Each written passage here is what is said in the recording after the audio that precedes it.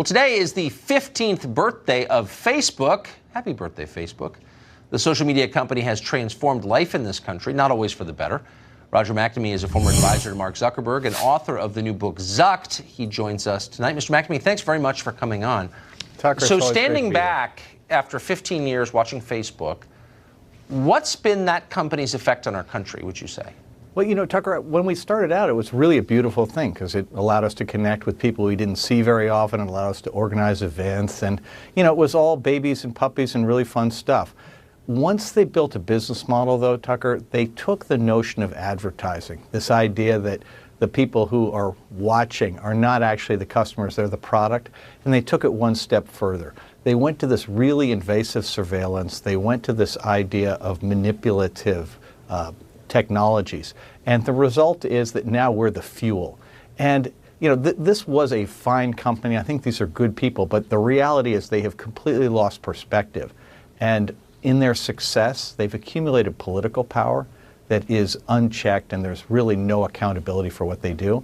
And it's time for us to step back as people and recognize that this is not a right or left issue. This is a right or wrong issue. And frankly, we all can be on the same side here because you don't want to hurt kids. You certainly don't want to hurt privacy, and you want people to be able to live their life. What's interesting, you've written about the differences between Facebook and also Google and some of the other tech platform companies and the traditional industrial companies that really did build the country, you know, GM or GE or Anheuser-Busch. Give us a sense of the scale. So here's the thing. In terms of market capitalization, these guys got to levels that none of those companies ever did. But instead of employing 1 million people, they employ tens of thousands of people. And so the issue is that when Google or Facebook goes in and disrupts an industry, the part that they forgot about traditional economics is that when you do that, you're supposed to rebuild and find places for everybody who's disrupted. And they haven't done any of that, right? And you know, I understand the notion that, hey, wait a minute, we can make this huge return and we don't have to bear any of these costs. But the problem is somebody has to bear them. And in the chemical industry, we decided after a while that, you know what, guys, when you leave a toxic waste dump, you actually have to clean that up.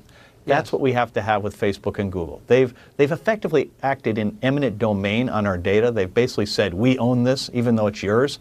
And that's wrong. And then what they're doing with it is causing long-term harm to little children. You and I have talked a lot about the whole issues of you know, this really predatory stuff with kids and the bullying that takes place on Instagram. And you know, it's not because the people at Facebook and Google and Instagram are bad people. The real problem here is there's nobody there who's telling them, hang on, guys, there's got to be a limit. You got to take responsibility. And I think it's time for us to step up and do that. And I've tried, and my goal here is very simple. I still own the stock of Facebook because I was involved early, and I feel I owe a responsibility to everybody to try to fix this thing. And I can't fix it by myself. All I can do is call attention to it.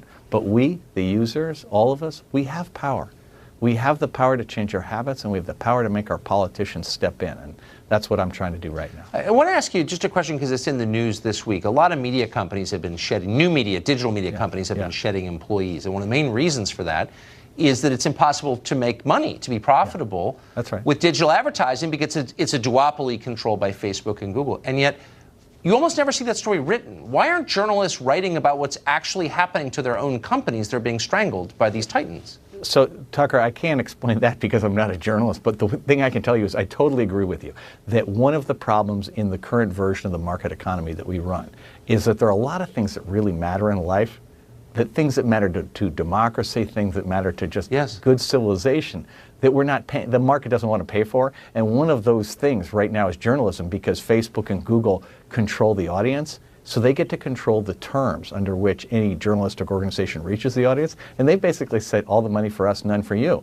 And that doesn't work. And so my great hope is that one of the things that comes out of this is that we're going to save local journalism in particular, find ways to make sure that, you know, school board meetings and town halls and all have the proper coverage so that people know what's going on in their community. Well, I agree. One of the reasons journalism is so bad is because it's falling apart as an industry, thanks to Google and Facebook. Roger McNamee, thank you very much. Hey, listen, thanks for having me on again, Tucker. I mean, I hope people will read Zucked because it is very hopeful. We have a lot more power than we realize. Good. We could use some hope. Good to see you. Take care.